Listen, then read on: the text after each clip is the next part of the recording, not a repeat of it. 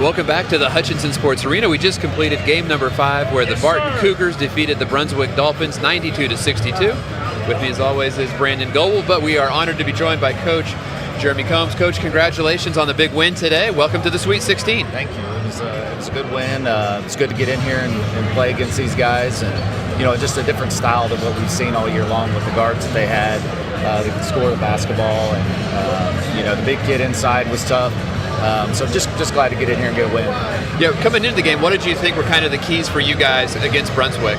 For us, it's defense. If we sit down and guard, we're pretty good. If we don't guard, we're not quite as good. But rebounding, it was going to be huge. They get a lot of rebounds, especially with them shooting all the three-point shots that they shoot. So we definitely wanted to rebound. Those were the two things we were focused on. Yeah. And you held them 6 out of 25 from 3, so you got to be pretty pleased with your defending of the three-point shot. And like you said, you did a really good job on the boards. Brent Moss, who's been really good all year for you, ended up with 10 rebounds. He's just a rebounding machine. Yeah, Brent Moss is big time. Could do a little bit of everything, but the thing that he's great at is rebounding that basketball. He just has a knack for finding it. Has great hands, and he just goes and gets it, so he really helps out a ton. Coach, I thought you guys did a great job at defending without fouling today. I thought Keandre did a fantastic job of just really hunting those turnovers. It's actually a little scary to watch him when you see that look in his eyes, and he's about to go chase somebody down and make something happen. He's a kid that he likes to get steals. He likes to pick guys' pockets, and we really just told him to be solid and keep guys in front, move your feet today, and we didn't want him getting in foul trouble. He's done that a couple times and it's hurt us throughout the season, but he was able to stay out of foul trouble, move his feet, didn't reach a whole ton, and just got into passing lanes. Coach, obviously returning the defending national champions, you guys are making another run here, but how much fun was it for you to watch last year's team playing in the NCAA tournament this year? That was, one of the coolest things ever. I've had Joseph Akul, who went to Baylor and played in the national tournament. Freddie McSwain was over at Indiana, and that was fun to go see him play. But just seeing those guys, and then for them to come back to Wichita was unbelievable. Leger played in the NIT, which was really fun to watch. But just all year long, nowadays the coverage to be able to watch your former players is out there, and it's just fun watching all those guys play.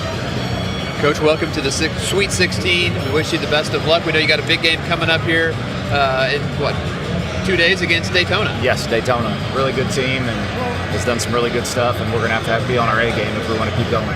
No doubt you'll have them ready to go. Coach Combs, thanks so much for joining us, and we wish you the best in the tournament. Thank you. All right, thank you, Coach. That is Coach Jeremy Combs with the Barton Cougars in the Sweet 16 again. Yeah, here we go. If you're a team that's going to be playing against Barton, they kind of know what they're doing here, so, be ready. This is their home away from home. Well, and great turnout by the fans today for Barton. Obviously that's important, especially when you're trying to make a deep run like that, kind of get that emotional lift. Barton comes off the court, all the players are saying what's up to all the fans and the family and everything in the crowd. Definitely does become a family affair.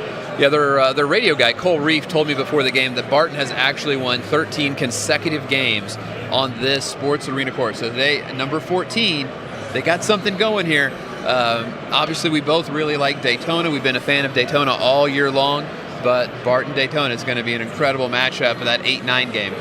Yeah, I don't know if Coach knows that Daytona was my upset pick coming here, so I wasn't going to bring that up again in the interview. In all fairness, I have chosen Barton over Daytona, so I think we've hedged our bets, and we like both coaches. They're both a friend of the show. The JUCO Jam show is going to be right. Yeah, one way or the other. That's how we play it. That's how we do our bracket. We always hedge. All right, game 2 coming up. Remember, if you are holding your bracket, we go in the Z formation, which I like to think of as the Zurich Insurance formation. So we're going to the top right quadrant. Brandon, this is a game that we circled right from the beginning. Number 10, Pensacola versus 23, Trinidad State. This is going to be a super fun game to watch. Yeah, no, this is a game that, like you said, we've been excited about the entire time. Our good friend Cody Hopkins chose Pensacola kind of as the team to come out of Florida way back in Thanksgiving. Everybody said you're pants on your head crazy. Sure enough, Pensacola is the team to come out of the tournament. Now we get to see them on the national stage. Trinidad State, 4th time in a row that Coach Folda has brought the Trojans to Hutchinson, which is incredible. And he's just continued to produce high-level guards, and guess what? We get to see 2 really good ones.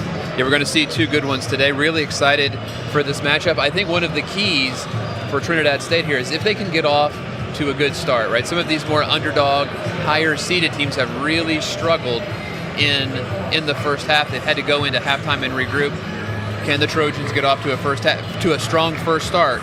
I think that could go a long way in this game. And what they're going to have to really do is throw everything but the kitchen sink at Dimitri Clerk to prevent him from probably controlling the paint. They don't have anybody physically, I think, that can do that on their own. Dimitri is a fantastic player. He's really improved a lot. His recruitment has really started to take off. So really excited to have all these coaches see him go to work in this game. He's going to get some things done out there. It's just going to be whether or not Trinidad can kind of, double team him and make sure that they're closing out enough. Keep him off the boards. Keep him off the boards and let those guards get loose. Because if Trinidad can get some of those rebounds, take off up the court, Amir Reeves and T. Patrick, two of the best in the country at being able to play in transition. Yeah, absolutely. And remember, in our Zurich insurance formation here, Game 3 is going to be South Georgia State, Angelina. Game 4, Frank Phillips versus Wallace State. We have a great day of basketball ahead of us, Brandon. I can't imagine that you're not doing it, but if you haven't done so already, make sure that you are signed up for ESPN Plus to get live coverage of all of the games. And then, of course, come right back here to YouTube to listen to our post-game interview with the head coach and discuss all the great things that are happening in today's action. So stay tuned. We'll be back and enjoy the rest of your junior college basketball afternoon.